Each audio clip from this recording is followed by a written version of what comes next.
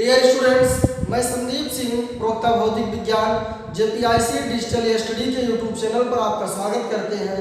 प्रिय विद्यार्थियों, आज हम लोग गति पाठ पर आधारित आंकिक प्रश्नों की चर्चा करेंगे, जो कि आपको बहुत ही सरल तरीके से किस प्रकार से आंकिक प्रश्न हल करें आपको बताया जाएगा।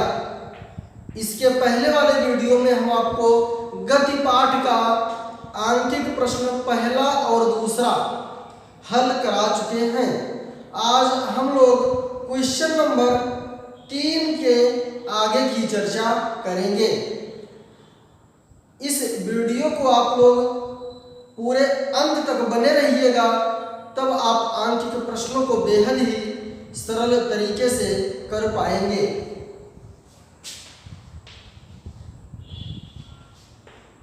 आपके एनसीईआरटी किताब में जो आंकिक प्रश्न है मैं वही सॉल्व करा रहा हूं। तीसरा प्रश्न है,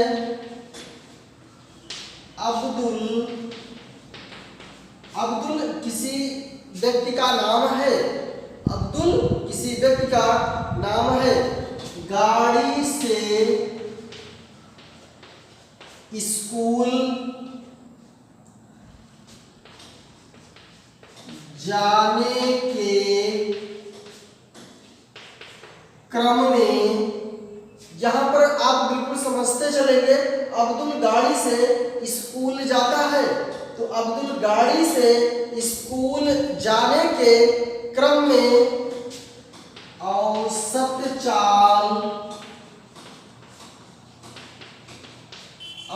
चाल का आपको सूत्र हम बताए हैं।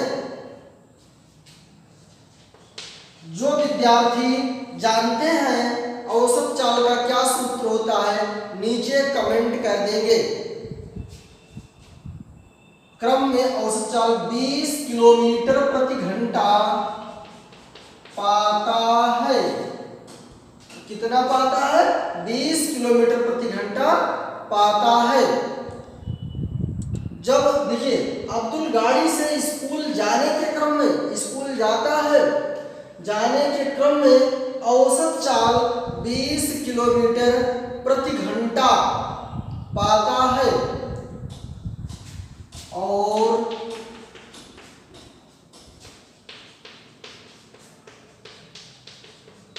उसी रास्ते से, ठीक उसी रास्ते पर जब वो लौटता है, लौटने पर जहां भीड़ कम है, जहां भीड़ कम है, औसत चाल 40 किलोमीटर प्रति घंटा पाता है। कितना पाता है? 40 किलोमीटर प्रति घंटा पाता है। अब्दुल की इस पूरी यात्रा में उसकी औसत चाल क्या रही? अब्दुल की इस पूरी यात्रा में औसत चाल क्या रही?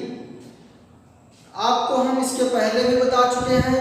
भौतिक विज्ञान का आंकिक प्रश्न लगाने के लिए आप प्रश्न को 1-2 बार पढ़ेंगे, उसमें क्या दिया गया है लिखेंगे, क्या ज्ञात करना है उसको भी लिखेंगे, और यदि कोई चित्र बनाना की आवश्यकता होती है तो आप उस चित्र को भी बनाएंगे। देखिए, अब्दुल गाड़ी से स्कूल जाने के क्रम में औसत चाल 20 किलोमीटर प्रति घंटा पाता है। जब जाता है तो औसत चाल 20 किलोमीटर प्रति घंटा पाता है और उसी रास्ते से लौटने पर जहां भीड़ कम है, औसत चाल 40 किलोमीटर प्रति घंटा पाता है। अब्दुल की इस पूरी यात्रा में औसत चाल क्या रही? अब आप बात समझिएगा। माना कि इसका हल देखिए, इसका सलूशन देखिए।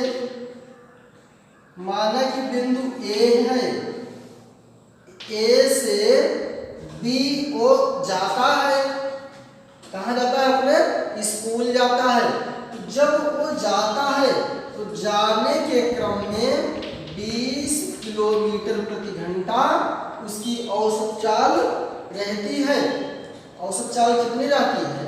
जाते समय 20 किलोमीटर प्रति घंटा और आते समय 40 किलोमीटर प्रति घंटा। चूंकि भीड़ कम हो जाती है तो 40 किलोमीटर प्रति घंटा हो जाता है। बहुत अच्छा लगा। कुछ बच्चों ने कमेंट भी किया कि औसत चाल का क्या सूत्र होता है। जो विद्यार्थी नहीं कमेंट किए हैं वो अब भी कमेंट कर सकते हैं। Very good. देखिए, अब यहाँ पर आपको हम औसत चाल का सूत्र बताए हैं। औसत चाल बराबर कुल दूरी बटे कुल समय। देखिए, औसत चाल का सूत्र होता है औसत चाल बराबर कुल दूरी बटे कुल समय। अब यहाँ पर हमको दिया क्या गया है, थोड़ा समझिएगा, थोड़ा टेक्निकल प्रश्न बनाया गया है। यहाँ औसत दूरी तो हमको पता नहीं है और ना ही समय पता है। ध्यान दीजिए, ना तो दूरी पता है और ना ही समय पता है और हमको औसत चाल ज्ञात करना है। हाँ, ये है, जाते समय का औसत चाल पता है और लौटते समय का भी औसत चाल पता है। अब ये सूत्र यही लगेगा, औसत चाल बराबर कुल दूरी बटे कुल समय।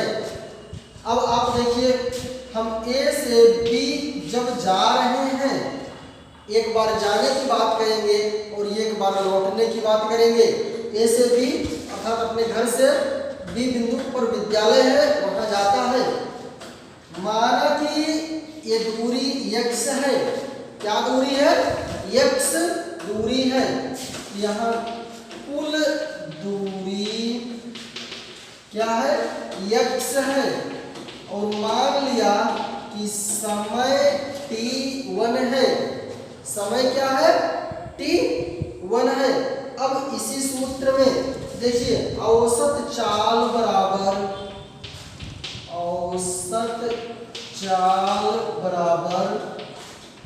कुल दूरी बटे कुल समय। यहाँ पर औसत चाल जाते समय कितना दिया है? 20 किलोमीटर प्रति घंटा। 20 लिख दिए। कुल दूरी कितनी है? x। समय कितना लगा? t1। समझ में आया? यहाँ से पक्षांतर कर देंगे तो 20 t1 बराबर x हो गया। t1 का मान x बटे 20। समीकरण 1 बन गया। ये जाते समय का हो गया। ये कहाँ का हो गया? जाते समय का।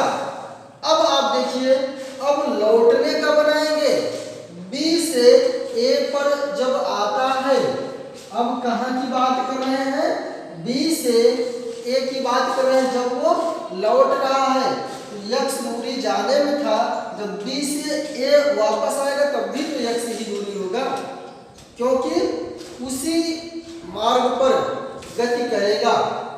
जब B से A आएगा तो कुल दूरी बराबर x और कुल समय मान लिया कि t2 लगेगा।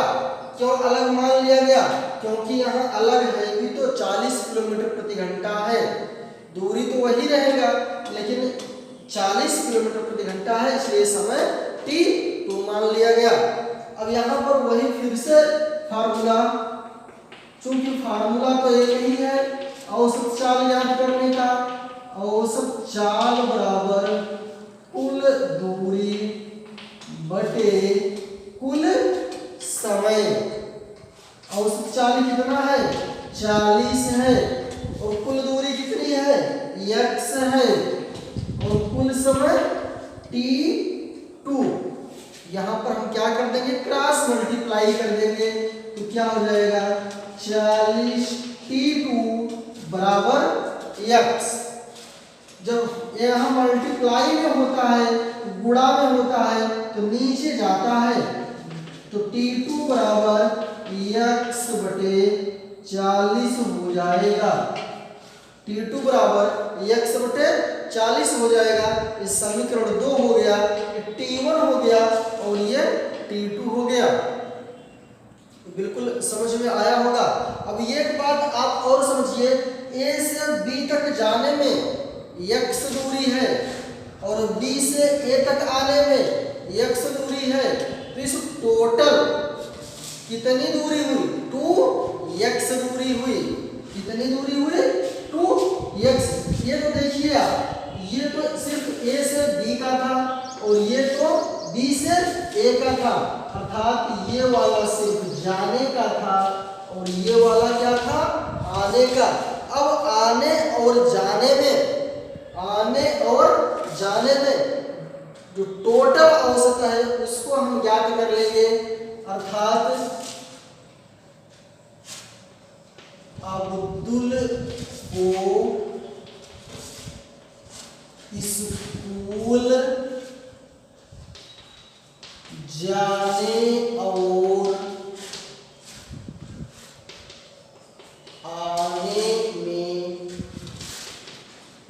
और आने में औसत चाल बराबर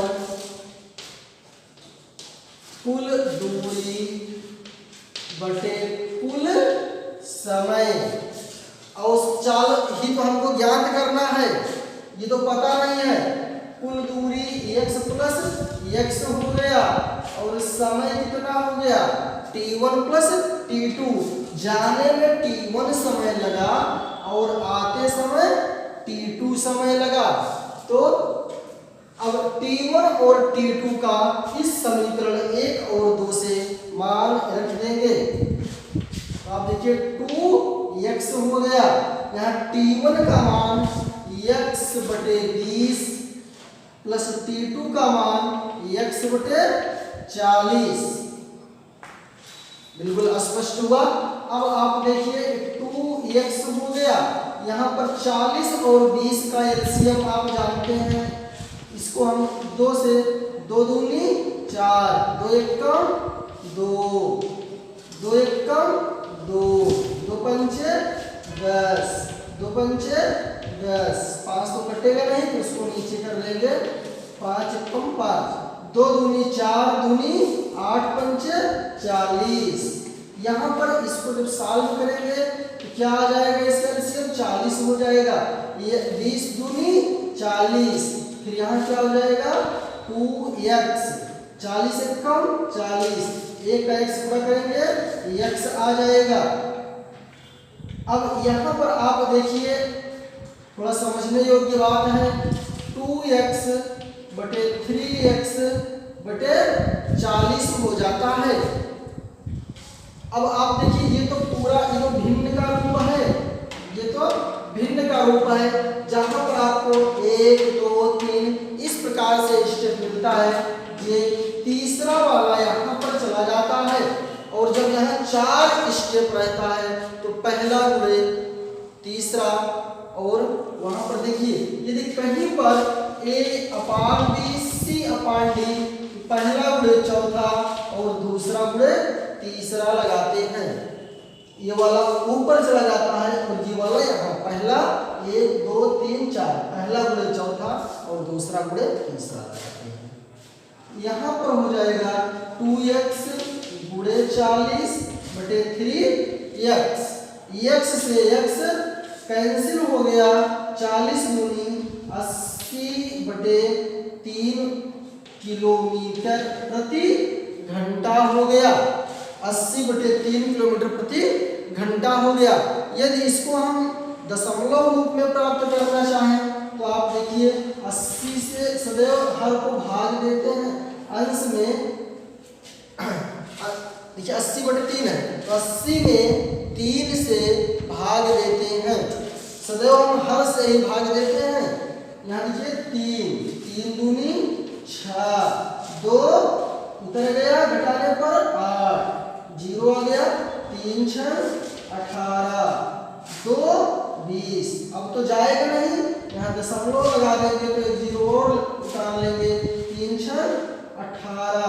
लगभग इसी प्रकार से आप ये देखिए 26.6 किलोमीटर प्रति घंटा, ये क्या हो गया, औसत चाल।